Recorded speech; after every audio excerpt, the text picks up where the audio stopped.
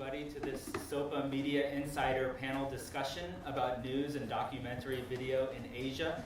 We have some great panelists here, and before we dive into it, I want to tell you a little bit about the Society of Publishers in Asia. So SOPA was established in 1982 in Hong Kong to recognize and celebrate the highest standards of journalistic quality and integrity in Asia. Today, the SOPA Awards for Editorial Excellence are regarded as the gold standard against which Asia's best journalists and publishers are measured. SOPA basically has two objectives. The first is to promote the freedom of press regionally, and the second is to promote the media industry across Asia as well.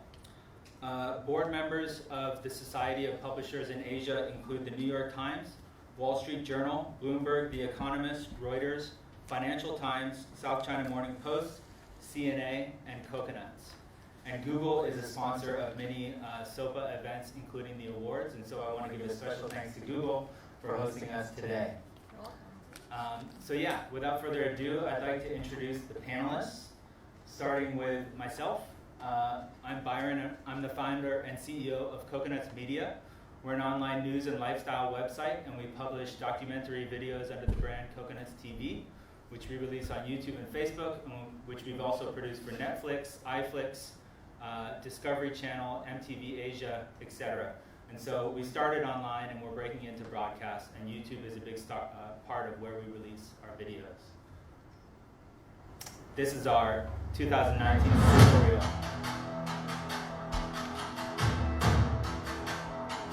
You could see the border patrol and the police checking them.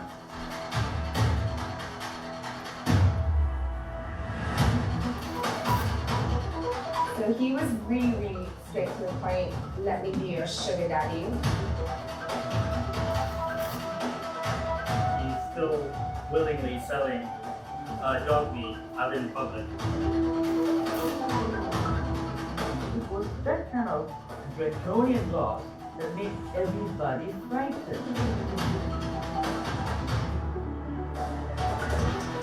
It really opens up the door for transformative everywhere to be accepted. But these aren't the real people. This is not the real one, right? No.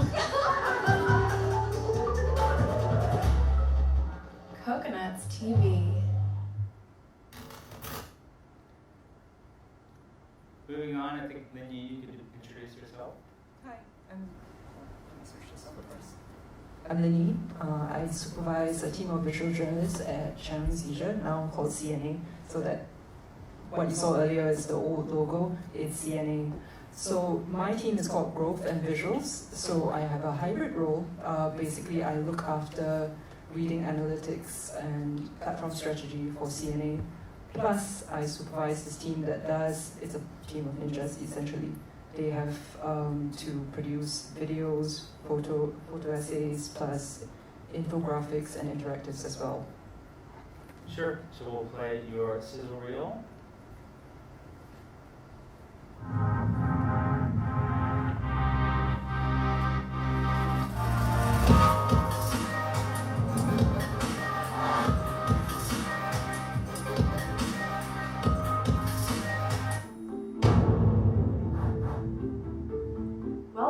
In early 2018, when the US administration under President Donald Trump imposed unilateral tariffs on washing machines, solar panels, steel and aluminum. 老公蓝色，老婆红色啦。好的呀 ，OK. I like geography. And I like math, geography, science, English. But English, I a little bit. I don't know a lot. And a special announcement for me. I will be 55 in a few years' time. And such, this is my last flight to school as a commercial pilot, and I shall be retiring after this flight. The onboard so-called celebration was a big surprise to me. I knew nothing about it basically.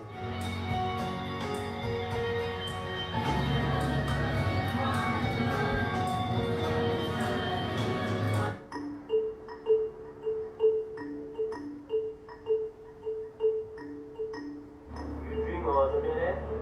Have a drink? You know where you right now?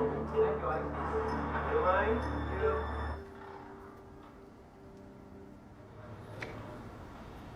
them being away from their family, having limited access to the world outside is itself the punishment.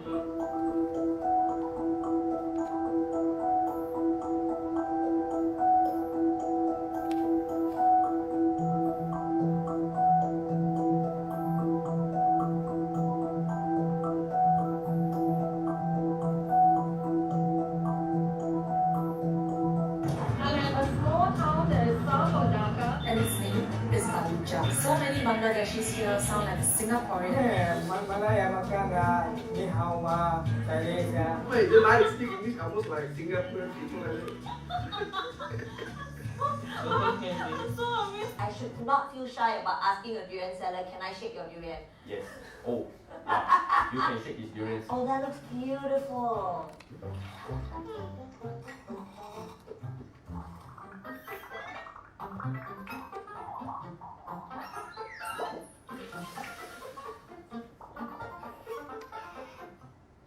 So that's what CNA is up to. Thank you, Lin Yi.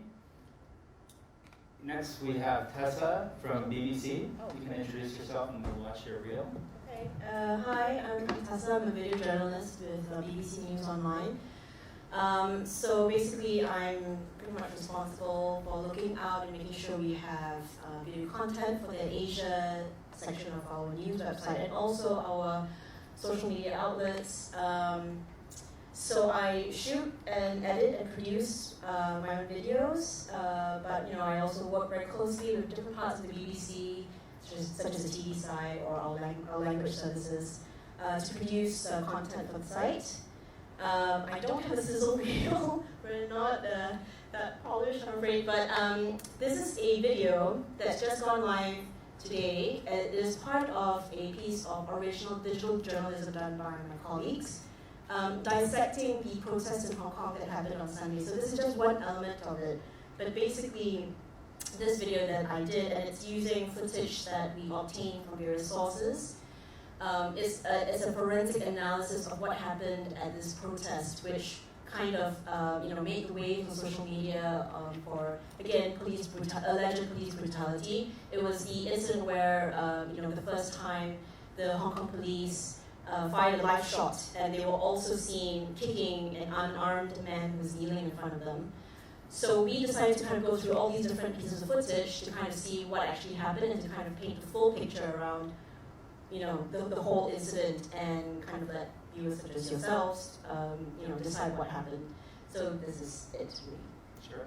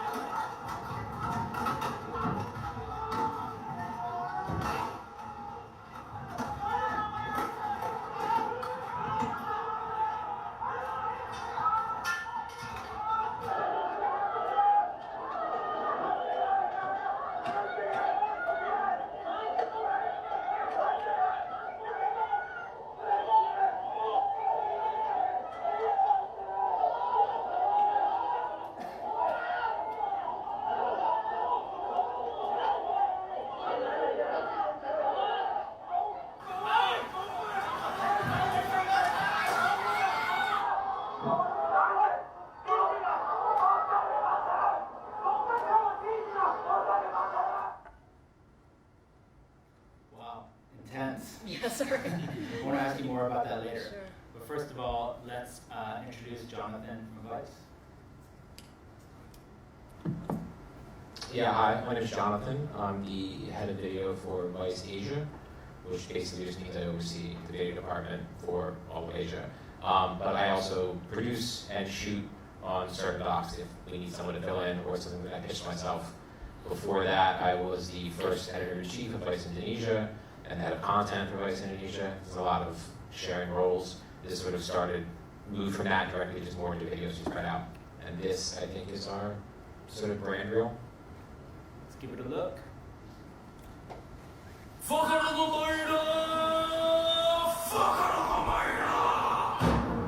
I'm me, and this is who I am, and you can't mess with me. We are a little bit crazy, you know. We think we can do everything, and we just go for it. I just want to face all my fears in life instead of living in fear. Jadi adat itu tidak bisa dihilangkan. Bitch, I'm here, bitch, I'm queer. I'm not going anywhere.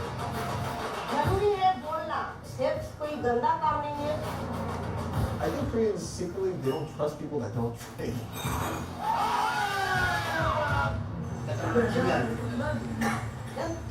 And this is how we do it.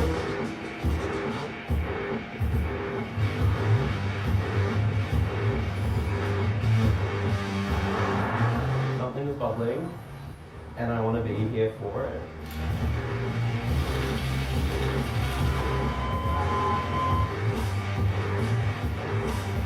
I just want the people to, be heard, then make the right choices. People think that the mindset that, you can change something is like futile. I'd like to believe in change.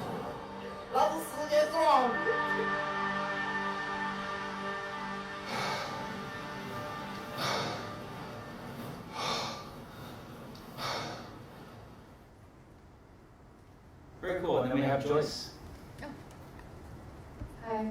Hi, everyone, I'm Joyce. I look after news partnerships for YouTube in Asia Pacific. I'm based right here in this office. And basically what that means is I work with amazing content creators like the panelists up here to really grow the news content vertical on YouTube so that when all the 2 billion people who come to YouTube a month come looking for content, they can find their news there. Cool. So yeah, we're going to have about a 45-minute discussion and then take some questions from the crowd, and then we'll have lunch at the famous Google, very big deal, but the famous Google lunch. So yeah, I wanted to begin with you, Tessa. Can you tell us a bit about making that video? You told us that you had to make some changes right before you came in to speak with us today. And what's your daily role at BBC in terms of editing footage from other sources versus going out to shoot yourself in the field? Yeah. Okay, so the first question. So the video that you've just seen, it's now live on the website, but we will be uploading a slightly different one later. And it's just because we've realized that there was one detail, it's a minor detail, but we wanted to point out, which is that in the in the chaos, you can actually see a police officer picking up a gun, which means they were just so frazzled and so I guess they were under attack from the crowd that one of them actually dropped their gun on the floor, and so later one of them kind of sees it and picks it up. So we just wanted to add that detail, and we felt that was important because we wanted to be truly forensic with our investigation about what happened. So sometimes it happens. We have videos that go up. We realize something needs to be tweaked. We try to act as promptly as possible to kind of put up the updated version as soon as possible. My daily duties. I start a day usually, first I figure out what the news agenda is, so that requires some sort of discussion with the senior sort of like broadcast journalist who is sort of running the desk on that day and kind of overseeing what the news agenda for the Asia index for the BBC News website should look like, what stories we should cover, and then if he or she feels that, okay, we're going to need this story, I try to see if we have any video that's available, and that's usually through our wire partners, that's AFP and Reuters, or even maybe the language services might have filed some footage, or our TV site might have filed some as well. And then I kind of make an assessment to see whether any of the footage is good, whether it's worth kind of putting it up on the site. There's also a discussion with the senior editor to see if the story can be better served being told in a video or text.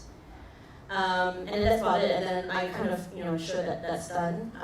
If there isn't anything to be done on that day, then I usually just work on my features, and that kind of in answering Byron's second part of the question. Most of the time I'm in the office and I'm kind of just putting together videos that the footage that's coming in from the wires or from our partners or stuff that we shot ourselves.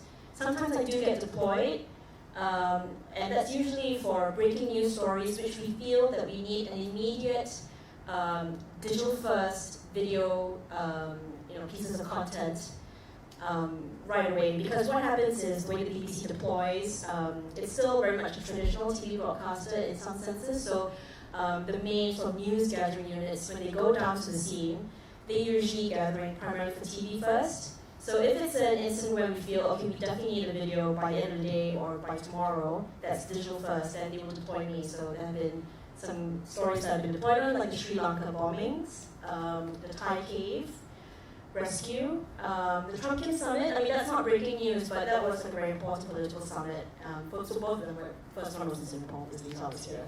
The second one was in Hanoi. And in those cases, I'm focusing on not necessarily covering every twist and turn of what's happening, like, oh, another bomb went off. No, I'm not going to rush out there. I'm focused on covering like side angles or human interest stories or the bigger long-form analysis, and that's for the website. Because, when if it's breaking news, and this is really, really urgent, usually we can sort of rely on the news gathering people who are gathering for TV or the wires, for example. And so we're very much focused on serving our digital audiences, and they are very much interested in human interest stuff, analysis, explainers, that sort of thing. Sure. And so you talked about that you also do features in addition to like breaking news. Yeah. How do you balance that? Do you ever get the time to do features? Because that's always a big challenge, is finding the time to do something more in depth and longer form when there's constant breaking news that's happening. Yeah, that's the main challenge. So I've got features of the ball that have been like 4 or 5 months in the making. I just never get the chance to kind of do it. In fact, after this session, I'm going to be rushing back and sorting out the video that you just saw for breaking news today. And then also they're doing an interview for a longer form feature that I've been working on for several months. Sure. So I mean that's just the challenge. I think breaking news, because BBC prides itself on being first with accurate, timely, informative breaking news. That's our priority. That's my priority too. Sure. And then what is your day-to-day like? You transitioned from broadcast to digital. How have things changed, and how have they stayed the same in terms of type of videos you produce? So I spent about 10 years helming primetime bulletins in CNA before moving over to digital. I've been with the digital team for about 5 years now. So what my day-to-day is like, it's anything and everything. Because I'm meant to set the direction for the news team in deciding the day's agenda and deciding follow-ups. Oftentimes I'm looking at a lot at numbers, even for video. I look at engagement rate. What's the point of making a great video if nobody sat through the entire thing? So that influences our content strategy a lot. And I make sure that everybody in the other arms of CNA know it. It includes, as you saw earlier, our lifestyle team, our luxury team, and our features team, which we call CNA Insider. So what my day-to-day is like, it can be anything and everything. I repeat. I also, because I supervise visual journalists, I make sure that everybody has stories in the pipeline, check that those are coming along nicely. What's changed in particular, in terms of guiding principles for video, I appreciate that the digital audience is very different. For one, TV is very dependent on voiceover, narration. So there's always this saying, one chance to see, one chance to hear for TV. And it oftentimes provides a summary, just a flavor, whereas for a digital audience, I have to grab you within the first 10 seconds or even fewer than that. So for digital, I appreciate that we have a lot more flexibility in experimentation. We can go with deep dives. we can go with the fluffiest of topics. One day we might be filming Cookie Monster, another day fish cosmetic surgery, that's a thing. And the next day, you know, even heart of a protest in Hong Kong. Sure. You talked about looking at the numbers and reacting to that, the engagement rates and how much people view. What do you find succeeds, and how much do you have to push back on just chasing those metrics, because otherwise you might be doing lower quality stuff? Can you talk about the balance between chasing metrics and basically creating high quality content? So it's not just a matter of what's popular for us, it's who you spoke to with that video. So did we reach the right audience? It forms my strategy of releasing that video at a time that makes sense to that group that I wanted to speak to. For instance, lifestyle videos tend to do better on the weekend. People have more time to see. Maybe in the middle of the workday, they don't want to be caught surfing fluffy stuff, so that matters to us. I don't think that we look at numbers as just a whole number that says, oh, this wasn't popular, we won't do it again, and that leads to lower quality stuff. For us, the key thing is social media goal is authenticity. So we try to make sure that the things that grab you have to be upfront. So this approach was met with a lot of resistance from our content creators, essentially. They were like, why would I show hand, and why would you stay past 1 minute if I put all my good stuff up front? But this is something that I have followed from the time that was in TV. Always start with your best shot and with your second best, because you always want to make a first good impression. The first impression you make has to be good, and the last impression you make has to be good as well. Sure. Jonathan, do you guys follow those rules? Is your best shot always going to be the first shot in the video? And can you tell us about the production process at Vice?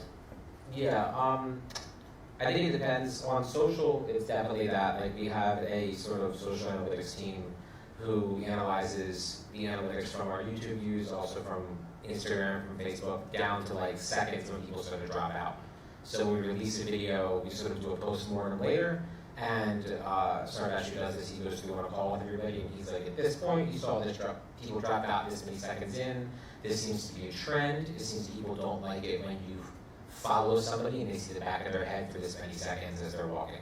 So it is a lot of that kind of stuff. Personally, I sort of, because I came from a writing background originally, I was more focused on the typical Vice doc for like a medium to long form doc for what we call that, like, you know, like 12 to like 25 minutes. It starts with like a cold open. It's almost like something that we think is our best stuff, right? And it maybe doesn't have as much context, but it sets it up, and then we sort of go from that into starting the doc. For me, I always sort of went into it slow and tried to build towards some climax somewhere, but as we're going more and more to this stuff, we're seeing now we have to sort of shift to the other way, where we put sort of really engaging, exciting stuff right up front, even on YouTube, because of the drop-off rates. So a lot of it does sort of follow just analytics, which is not something I originally thought of when I started doing video. That you would, you know, look at numbers like that.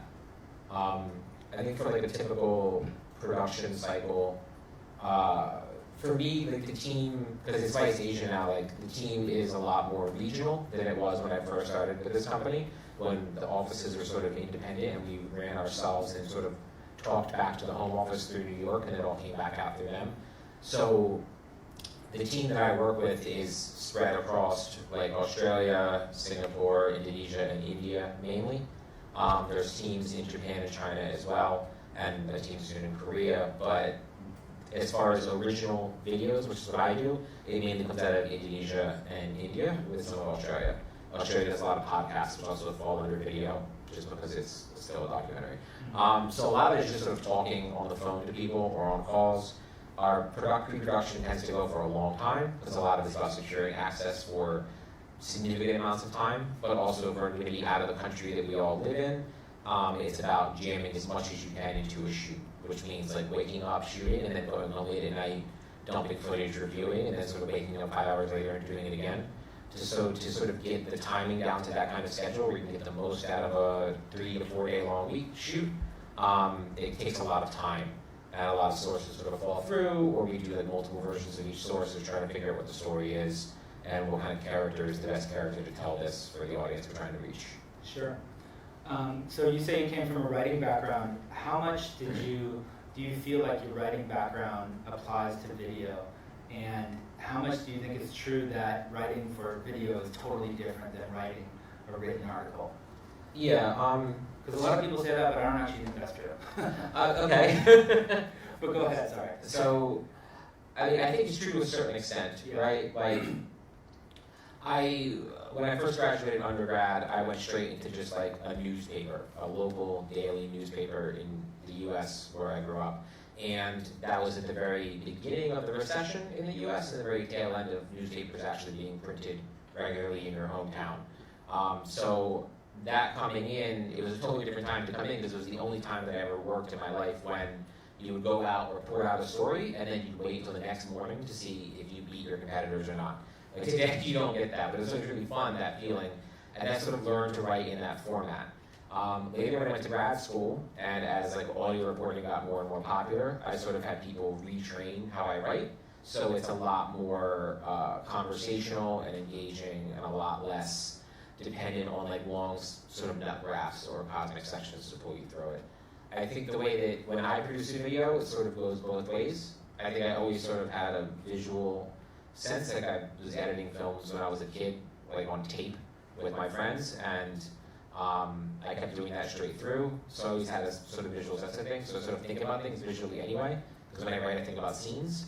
But you have to figure out how to basically just show a lot more and tell a lot less. And I often end up writing scripts that then someone goes back through and cuts out, you know, probably a paragraph of context that was unnecessary, but I thought it was really good at the time, you know. But it's good advice, at least, that we all come from different backgrounds, like myself being more in hard news and somebody who writes but understands video, whereas people who are more on the commercial side or in like the music lifestyle side, we all sort of come together as a collaborative effort to sort of, you know, iron out the idiosyncrasies of everybody and make it feel a bit more cohesive.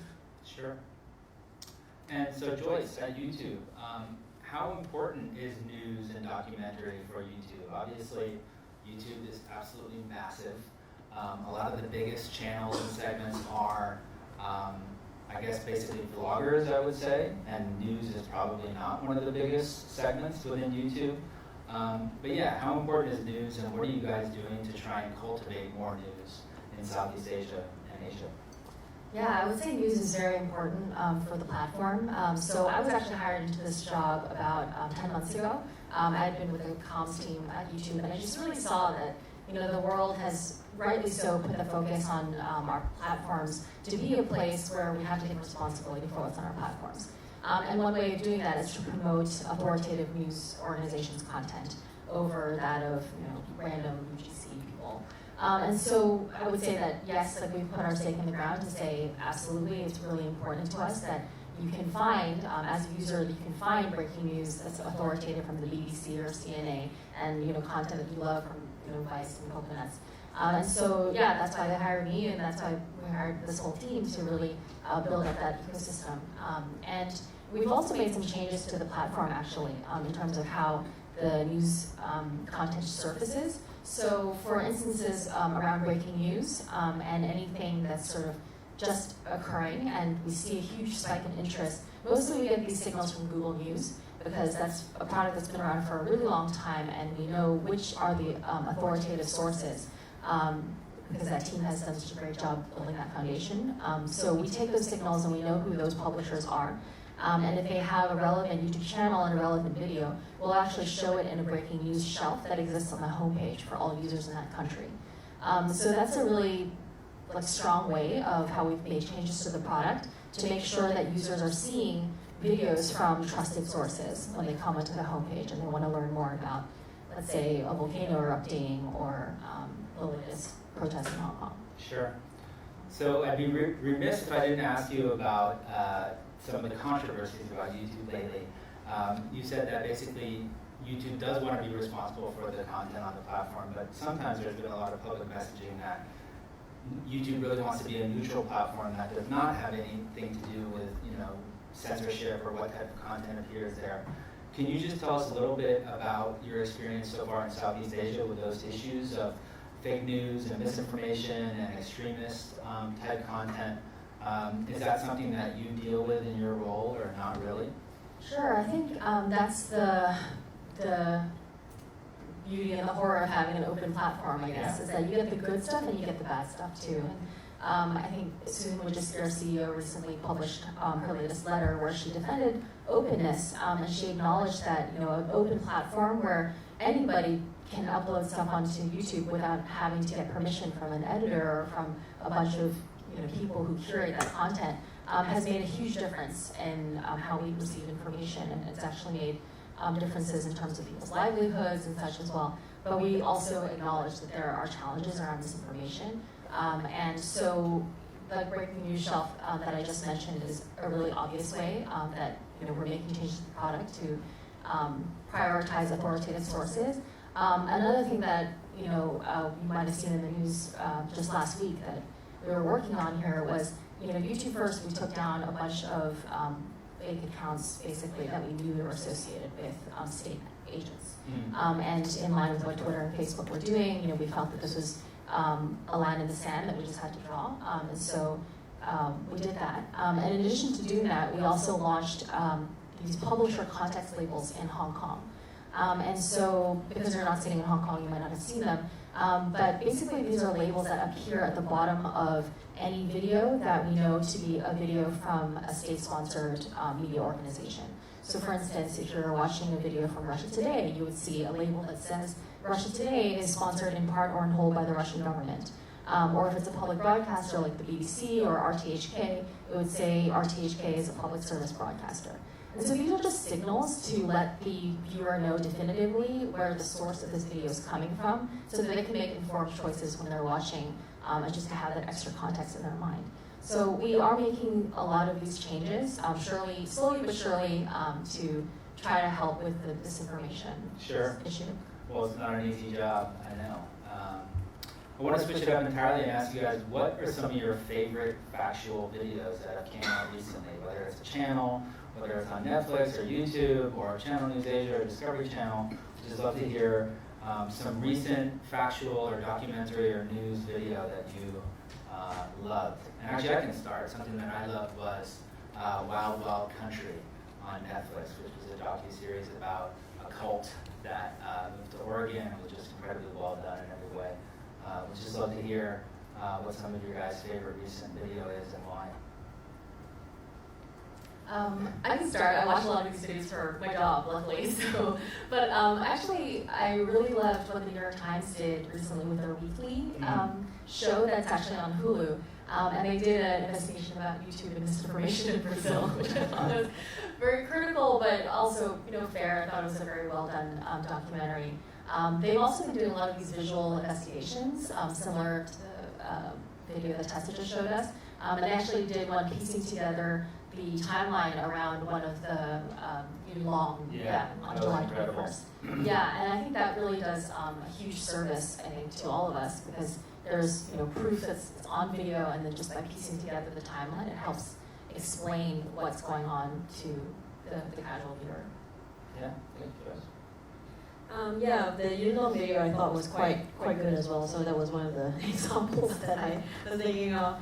Another one was Knocking Down the House on Netflix. I thought it was a good documentary, simply because it had 4 characters at basically tracking 4 characters and trying to track all 4 women as they were kind of making it through to the House of Representatives or Congress, I can't remember. House. Through the House, yeah. So. And just tracking their journeys and kind of weaving them in together was, I think, not easy because there were 4 women from very disparate backgrounds, even though they kind of came together for the same cause. And I think it really helped for them, the filmmakers, I think, to have in the end only one of them kind of go through, who was AOC. So that I thought that was a really good example of how you can kind of weave together 4 stories and then kind of coalesce at the near the end with one person. And the long thing, I think that was a good example of forensic kind of video journalism, which you kind of try to do with you. And I think the last one is It's a BBC News series. It's actually done by the Indonesian service, and it was a series of just very short mini docos, like 5 to 7 minutes, about the loser rainforest. I'm probably mispronouncing it, but it's about a rainforest, and they're kind of examining all the different kind of stories and issues surrounding like sort of the degradation of the rainforest and how it's impacting the communities and the animals in there. So they had some really amazing stories, like how they found like a family that had adopted an orangutan, and the orangutan had to be separated, because it's not meant to be raised by humans, and they were keeping it in a cage. But it was also very kind of multifaceted, and kind of went into like the reasons why and how it could have come to this. So I thought that was a pretty good sort of tightly edited series done by my colleagues in the Indonesian service. Very cool. I think everyone just loves the forensic thing, because I was going to say that as well. The one the New York Times did about the attacks at the Hong Kong subway station was really good. They also did one about how Kim Jong-un gets his cars, where they sort of tracked just shipping vessels, as they sort of offloaded cars. That was really interesting. My favorite thing that Vice has done recently, because I often watch a lot of really serious stuff, is we're doing a thing from the New York office called 1-Star Reviews. It's just really fun because the host just doesn't even feel like he should be a host. He's like the cringiest host ever. But he goes to places on Yelp that got the worst possible reviews, then just sort of engages with them and figures out what their life was like and why they got these reviews. But it's the person who does the graphics for that is just like, the graphics are just ridiculous, so it's just really, really fun to watch. And I watch them a lot at work when I feel like I'm tired of watching super serious things for a while. Sure. Palette cleanser. Yeah. Aside from that, trying to think. I don't watch that many of the Netflix ones, honestly. No? I just don't have time. And after I watch video all day, I don't want to go home and watch more things, so I just read. There's an old thing that I've been watching a bunch whenever I'm bored, because it's a mini-series. It's about the growth and development of MMA. It's called Fighting in the Age of Loneliness. Like SB Nation did it. And it's just really interesting because it's a video, but it almost shouldn't be a video. Like, they don't have any video.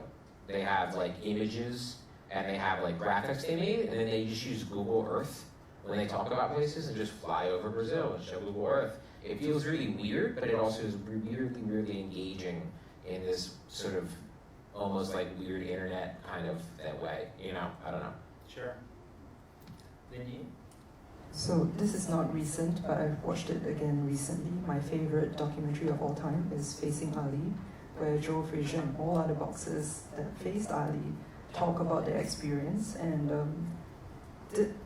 that was one documentary that opened my eyes, that you don't have to hinge everything on voiceover and drive the narrative that way. Stories can be told primarily through different voices driving the narrative itself. And I think it's influenced a lot of the work that we do for the visual journalists at CNA, where oftentimes your visual journalist is not somebody who has a nice broadcast voice, that sometimes probably can't even write a coherent article, but can tell stories beautifully and can make people open up. So that's the gold standard for where I stand, that we let people tell their own stories and we just make sure that they are properly conveyed.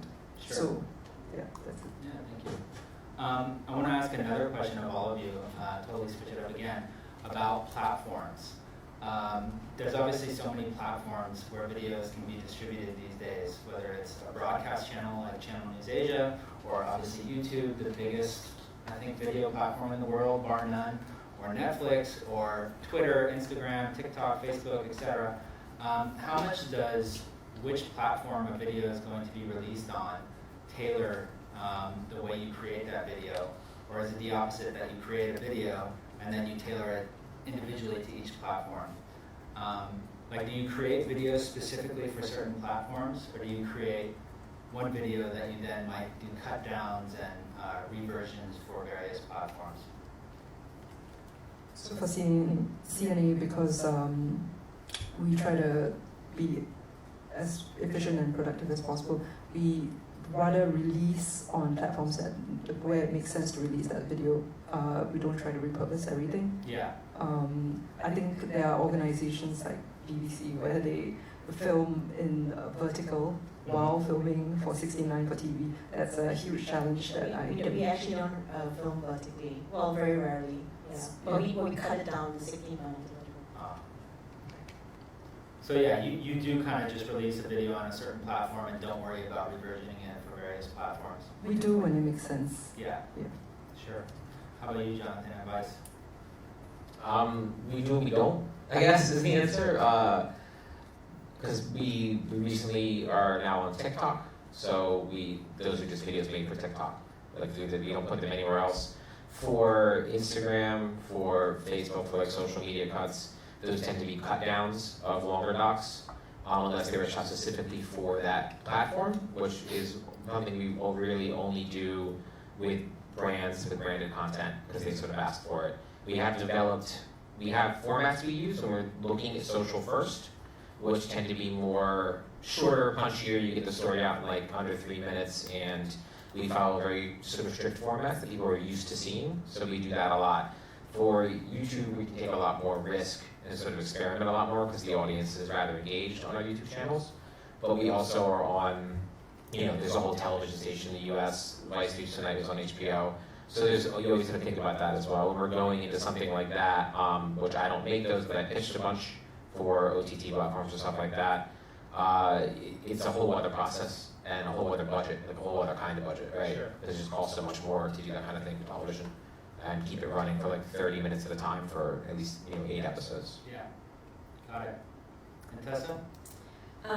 So just to correct, we don't really shoot vertically. So I mean, a lot of our digital videos, especially if it's just like day-to-day breaking news videos or the news videos, we usually just make one version and then we sort of verticalize them using our own software, which doesn't really work sometimes. So it's a huge headache. But we basically kind of like cut it down to like the middle vertical third, and then so sometimes a lot of it is just about centering the shot and making sure it's kind of legible and viewable on a mobile. And then we basically produce one vertical version that goes out on all the social platforms with minor tweaks here and there. For example, I was telling Byron, the social version that will go on Facebook and Instagram, it starts off with like half a frame that's a still and with a headline. And it's primarily because, so if you go to the BBC News Instagram page now, you'll see that all the little squares with videos are all really sort of nicely lined up with headlines and immediately tell you what the video is about. And that's because on Instagram, the sort of cover image for every video is the very first frame of the video. So that's things that we do like that. But sometimes we make, we are also kind of increasingly doing a lot of IG stories and videos. So that's one I did when I went to cover the Hanoi Trump-Kim Summit. And that involved me kind of going around doing little 15-second videos, snapshots of the city, and also interviews with our sort of Korean correspondent who kind of also acts as an analyst. And that's the kind of like social first videos that we're increasingly sort of doing. And in fact, so for this Hong Kong kind of protest dissection, this video that you saw, you won't likely see it on IGTV, you will see it on Facebook. But the plan is for now, unless it changes, is that on Instagram you'll see a specially kind of created Instagram story that will go out, I think, in a few days' time, dissecting the whole protest. And then you'll see the video that I made on Facebook and on Twitter, because we're planning a Twitter thread that's going to sort of dissect the protest, and one of the posts will have the video as a forensic look into what happened. Got it. So a lot of reversioning. Yes, there's a lot of it. Yeah. And I think 90% of my time is spent on reversion, or fixing the problems. That's the issue, is resources, obviously. I want to hear about TikTok. Does anybody use TikTok here? Should people start getting into TikTok, or nobody uses TikTok here? Really? Okay, cool. Guess we won't. Well, yeah, I'd love to hear some questions from the audience, if there are any. I think you can just raise your hand. Sorry. Yeah, Hi, go ahead. From BBC. Hi. Yeah. I'm actually interested in TikTok. How are you using it? How are you kind of cutting through the noise on TikTok to get you? So you got to be a lot less serious. We do sort of. It's something we just started doing. So we do stuff that sort of runs off of memes or things that we see online that we think are funny. We do our own version. We sort of present the news in sort of a jokey way. We're like, a guy who we just hired, who's sort of our digital social producer. Like he'll be like, you know, like lunchtime and like eating something and then sort of look at his screen. His screen is like a story you put up about how like this food might kill you or something. And he sort of stares at it for a while. Like you're not gonna get a link back out of that. But people sort of, in that audience, they like to see that kind of thing. So we do that, and then we just do formats like, you know, spicy food challenges and stuff like that. It's just meant to be fun. Like I don't know how to make it serious, but also like it's for people younger than me, so it's not necessarily, you know. I look at it sometimes and I'm like, I don't know what this is, you know. So thankfully we have somebody who is younger than me who's going to figure this out, and it's been going quite well for him, even though it's so new. In the beginning, people are like, "Why the hell are you on TikTok?" Yeah. You know, but now after doing it for a couple months, they're like, "Oh yeah, it's actually I like this that side of our audience." Sure. I have a question on that. Yeah. But so, I mean, I guess a lot of it's just about, having a brand presence on TikTok, right? And kind of getting that audience. But have you guys seen any kind of like results in kind of seeing them go to other Vice products, watching your other content on other platforms, and presumably where you might also earn money? I think for us it's just more about like, because this is a relatively new thing for us as well, but it's the whole thing we do, which is about sort of going where the audience is. Like Vice itself started as being this millennial media company, right? Now like I'm 35, I'm a millennial, 35 is not young anymore. So now it's like, where's Gen Z? Like, where are they at? And in Indonesia, they're on Instagram. And so we put a lot of our stuff on Instagram. So we repackage stories, like print stories for Instagram. We do Instagram stories, videos. A lot of our video goes through there because we just want to meet the audience where they're at. We hope that brand awareness and that kind of thing, that they'll come back and check out the rest of the stuff we do. But it's more just about, if they're already engaging on these platforms, being on these platforms, they can engage with us as well. And making sure that what we're doing on there makes sense and it's not something that just seems like we just threw it there and didn't care. Sure. Anyone else from the audience? Now's your chance. Going once, going twice. Well, I'd like to ask about monetization then. Jonathan, do you work on branded content or do you only do originals? And yeah. If you do work on branded, which I think you do, can you tell us about working with brands and the joy of working with brands? How it differs from not working with brands originally? It's not the majority of what I do, but I have worked on branded content. In the video side mainly, because I don't do the sort of branded writing side. For me in the beginning, it was a little painful because I come from like a hard news background and to sort of give up control and sort of help try to package this stuff. But it's also, I understand that it's a necessity, right? Especially if you're just a digital media company, we need to make money somewhere, and you can't just rely on like ad revenue off like pre-roll ads and stuff to make you go. So. It can be hard, but it can also be, if the brand's only work, it can be really interesting. Like some of the stuff that we did in Indonesia that I did was with Gojek, and they were willing to pay for us to do stuff that, in my mind, almost made no sense as to why they wanted it, but it was really, really fun to do. So they paid for like one entire series that was just about like Indonesian pop culture. So we just basically hung out with some old guys that did like disco, as disco was coming back. Now, like, how does this connect to a ride-hailing app? I don't know, but they wanted to just get their name out there and get more people to engage with the brand in a way that wasn't just using it to order food or to get around, right? So that kind of stuff I found to be really fun to work on because we had, like, the time and the creativity and the budgets, and we could also sort of produce stuff that didn't necessarily need to feel like 100% like Vice, It could be a bit different and a bit more, experimental based on what they wanted to. I've also just worked on stuff with just like, deodorant brands and stuff like that, which a lot of what they want from us is basically just video profiles. So it can be good, like hopefully we've, the team that pulls it together, hopefully they find good people, and then I just sort of would come in on those to produce them. Sure. And I liked a lot of those. We've done some sort of, stories that were really engaging and like sad at times, which I think is sort of brave for a brand as well. But I definitely still prefer the original side where I don't have to worry about this stuff. Sure. Then do you have to work with brands, or is that not within your scope? So within MediaCorp, where CNA sits under, the branded content is handled by an entirely different team. It's called Brand Studio. We maintain the thick red line between editorial and the branded content stuff.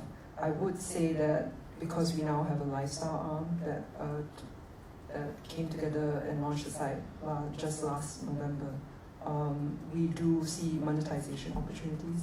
And it's not as if all these clients that take out ads don't ask for client support sometimes. But for the most part, we make sure that, there is that integrity that we want to maintain on the editorial end.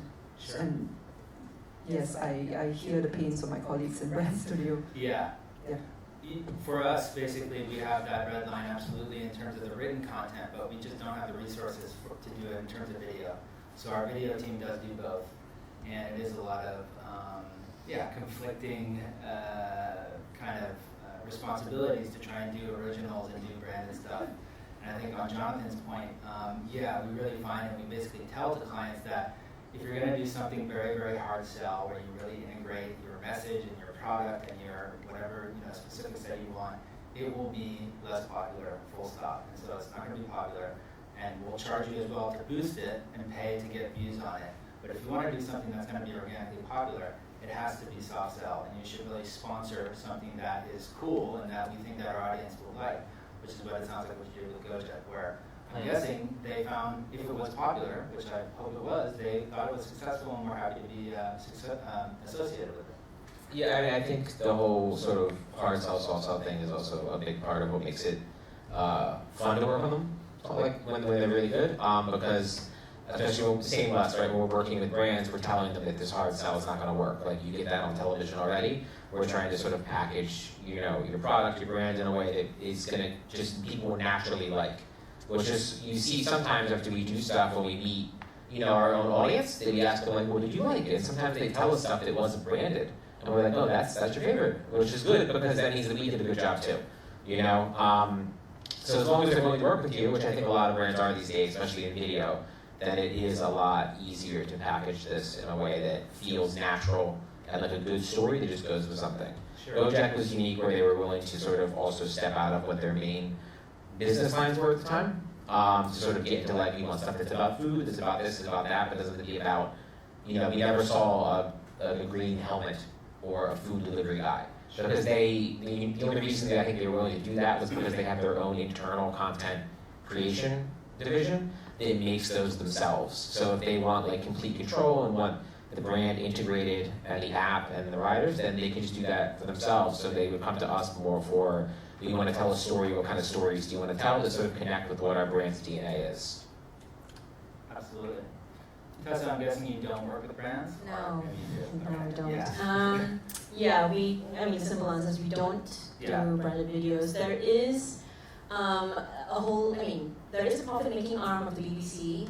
And as you know, the BBC is basically a public broadcaster that's funded by the license fee payers of the UK. But there's also a global arm that makes money from selling BBC content and also having news content that where we sell ads on. There's also a section called BBC Storyworks. Some of you guys might know about it, which basically that's what they do basically. But they're completely separate from us. We don't have anything to do with them. And then the content appears elsewhere. On the TV side, they also do sometimes sponsored series. But again, that's for TV. And as far as the editorial side, we don't do that.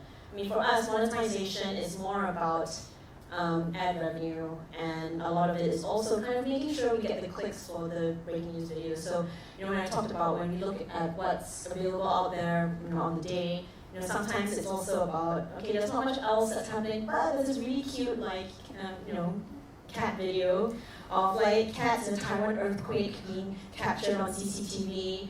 And it's like, okay, fine, let's clip it up. And then it's millions. Or the one that happened last week was we spotted some footage of sailors sailing to a vast sea of floating rocks out in the Pacific. That was crazy. Yeah, so I chased that.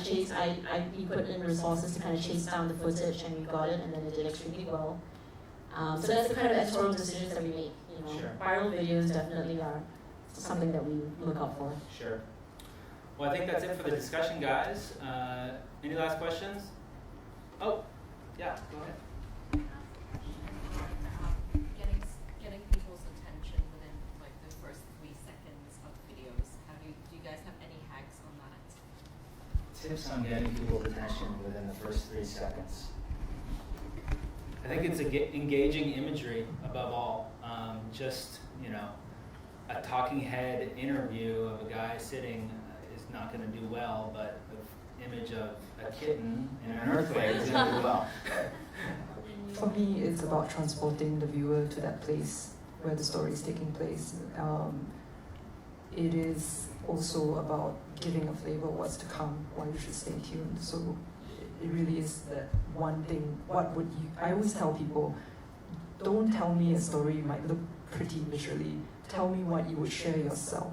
What is the point of the story? Thanks especially for Joyce and Google for hosting us. The hashtag is SOPA Talks. I should have told you that earlier, but if you are going to post on socials, please use it. And let's have lunch.